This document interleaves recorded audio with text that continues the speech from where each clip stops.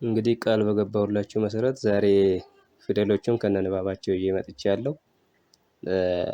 በአጠቃላይ በአፋን ኦሮሞ 33 ፊደላት ሲኖሩት ከነዛ መሃል አምስቶቹ አናባቢ የምንላቸው ናቸው።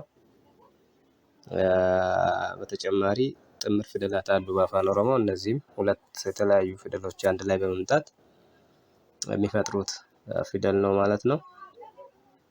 ስለዚህ እነዚህ ፊደሎች ሲነበቡ በአማርኛ በራዕብ ድምጽ ነው የሚነበበው። ይሄም ማለት ረዝሞ ነው ይረዝማል ማለት ነው ስናነበው። እነዚህ ፊደላት እነዚህ አናባቢዎች ከፊት ለፊታቸው ከሌለ ማንበብ አንችልም። ስለዚህ ከመጀመሪያው ስንጀምር የመጀመሪያው ፊደል አ ነው።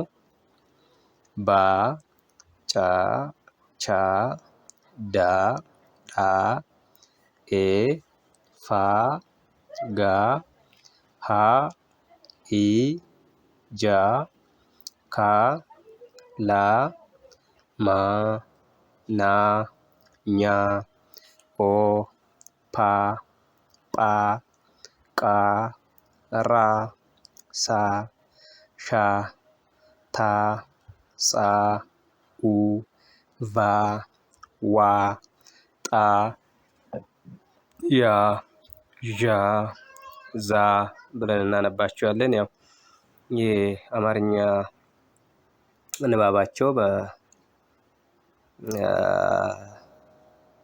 በጽሁፉ ላይ ተቀምጧል። በእነዚህ አይነት እናነባቸዋለን። እንዳልኳችሁ እዚህ ውስጥ ዲኤች አንድ ላይ ሲመጣ ዳ እንለዋለን። ዳና ኤች ነው። በአማርኛ ይሄ ፊደል የለውም። ለዛ ነው ባዶ ቦታ የተቀመጠው። ሌላው ሀ አለ። ሀ በአራተኛ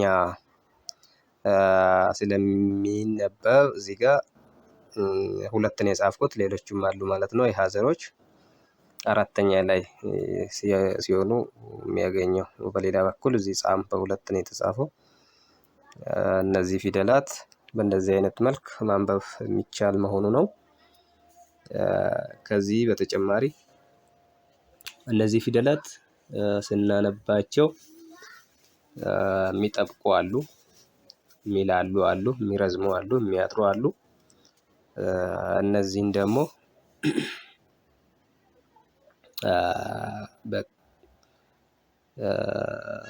እናያቸዋለን። እነዚህንም ለምሳሌ ሲላላ እና ሲጠብቅ የሚነበብበት የራሱ መንገድ አለው። ይሄም ማለት ምን ማለት ነው?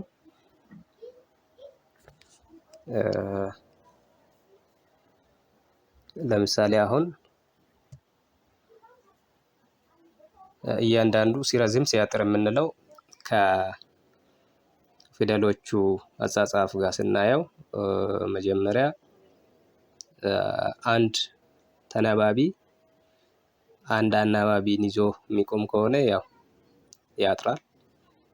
አናባቢው ግን ተመሳሳይ ሆኖ ሁለት ሆኖ ሲጻፍ ይረዝማል ማለት ነው። ለምሳሌ ባ ከወሰድን አንድ አ ሲጻፍ አጥሮ ነው የሚነበብ። ሁለት ሲሆን ግን ይረዝማል ማለት ነው። በሌላ በኩል ሲላላና ሲጠብቅ ደግሞ ሌላ ነገር ይሰጠናል ማለት ነው። ቃላቶችን ስናነብ ምላሳችን ላይ የሚላላ ከሆነ ያው ተናባቢው አንድ ሆኖ ይጻፋል። የሚጠብቅ ከሆነ ግን ስናነብ ምላሳችን ላይ ተናባቢው ሁለት ሆኖ ይጻፋል። እዚህ ጋር ሁለትን አና ሁለት አንድ አ የተደረገበት ምክንያት ጠብቆም ሊረዝም ይችላል፣ ጠብቆ ሊያጥር ይችላል። ስለዚህ እነዚህን ነገሮችን በቀላሉ በዚህ መልኩ ማየት የሚቻል መሆኑን ለመግለጽ ነው። እነዚህ የማሳጠርና የማስረዘም እንዲሁም የማላላትና ማጥበቅ ሂደቶች ቃላቶቹ ላይ የሚወሰኑ ሆነው እነዚህ ድምጽ ሲፈጠሩ ናቸው። ስለዚህ እነዚህ ድምጾች ደግሞ አንድ ላይ መጥቶ ቃላትን ይፈጥራሉ። የቃላትን አፈጣጠር ላይ ደግሞ እንዴት ቃላቶቹ አንድ ላይ መጥቶ ወርዶች እንደሚሰጡ በቀጣይ ቀጥለን የምናይ ይሆናል። አሁን ግን እነዚህ ነገሮች ማየት ስላለብን ነው። እዚህ ጋር በተጨማሪ የምናየው ምንድን ነው?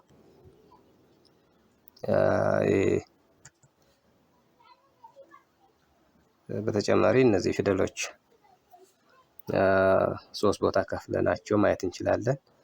ቫወልስ ወይ አናባቢ፣ ተናባቢ እና ጥምር ፊደል ብለን እንከፍላቸዋለን። ይሄም በዚህ መልኩ ይቀመጣል ማለት ነው። ስለዚህ እነዚህን ነገሮች ስናስባቸው ንባባቸውን በእንደዚህ መልኩ ማስቀመጥ እንችላለን። ከዚህ በተረፈ ቃላቶች ሲመሰረቱ ደግሞ እንዴት መመስረት እንዳለብን በቀጣይ የምናይ ይሆናል ማለት ነው።